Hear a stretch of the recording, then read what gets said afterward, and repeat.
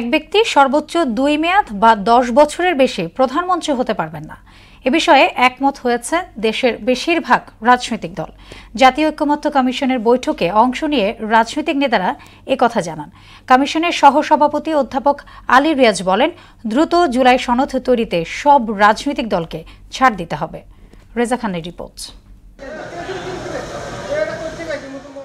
Foreign service একাডেমিতে জাতীয় ঐক্যমত্য কমিশনের দ্বিতীয় পর্যায়ের পঞ্চম দিনের আলোচনায় অংশ নেন বিভিন্ন রাজনৈতিক দলের প্রতিনিধিরা। প্রথম দফার আলোচনায় অমীমাংসিত বিষয়গুলো বিশেষ করে জাতীয় সংসদের উচ্চকক্ষ গঠন, সংসদে নারীর প্রতিনিধিত্ব, রাষ্ট্রপতি নির্বাচন এবং প্রধানমন্ত্রীর মেয়াদ নিয়ে এধাপে আলোচনা হয়। গত কয়েকদিনের আলোচনায় কিছু বিষয় অমীমাংসিত হয়েছে। এর মধ্যে সবচেয়ে বড় বিষয় যেটা অমীমাংসিত থেকে গেছে সেটা হচ্ছে উচ্চকক্ষ গঠন এবং উচ্চকক্ষ কিভাবে গঠিত হবে তার সঙ্গে সংশ্লিষ্ট আরো দুটো বিষয় থেকে গেছে। এর মধ্যে একটি হচ্ছে নারীদের প্রতিনিধিত্ব কিভাবে হবে সেটা, এবং একই সঙ্গে রাষ্ট্রপতি নির্বাচনের প্রক্রিয়া।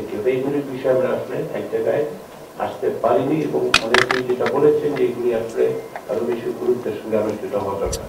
রাজনৈতিক দলের প্রতিনিধিরা জানান, প্রধানমন্ত্রীর মেয়াদ ও সময়কাল নিয়ে বেশিরভাগ দলই ঐক্যমত্যে পৌঁছেছে। হোল লাইফ টাইম যে কোনো ব্যক্তি 10 বছর ম্যাক্সিমাম প্রাইম মিনিস্টার হিসেবে দায়িত্ব পালন করতে পারবেন। 3টি দল বাদে অধিকাংশ রাজনৈতিক দল এই বিষয়ে একমত হয়েছে যে সর্বোচ্চ 10 বছর একজন ব্যক্তি তার জীবনকালে প্রধানমন্ত্রীর দায়িত্ব পালন করতে পারবেন। সীমানা নির্ধারণ সহ কমিশন সভায় আলোচিত অন্যান্য বিষয়েও কথা বলেন তারা। নিজেদের পজিশন থেকে সরেও বৃহত্তর স্বার্থে হাউজের আলোচনা একটা ঐক্যের জায়গায় আসবে, কিন্তু দেখা যাচ্ছে তারপরেও 2-3টি দল আসলে আবার তাদের পার্টির কনফার্মেশন নিতে হচ্ছে, পার্টিতে ক্লিয়ারেন্স নিতে হচ্ছে। তো তাহলে তো এইখানের আলোচনা আসলে এইভাবে যদি চলতে থাকে তাহলে কিয়ামত পর্যন্ত তো আমি দেখি না আসলে ঐক্যের কোনো সম্ভাবনা আছে।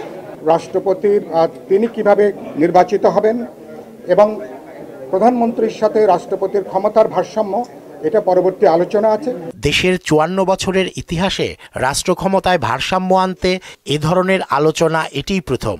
এ নিয়ে সন্তুষ্টি জানান রাজনৈতিক দলের প্রতিনিধিরা। একই ব্যক্তির দলীয় প্রধান এবং প্রধানমন্ত্রীর দায়িত্ব পালন এটা একটা বিষয়, এই রিলেটেড বিষয়গুলোকে প্যাকেজের আওতায় এনে একসঙ্গে সমাধানের পর্যায়ে আসা যায় কিনা। রেজা খান, মোহনা সংবাদ, ঢাকা।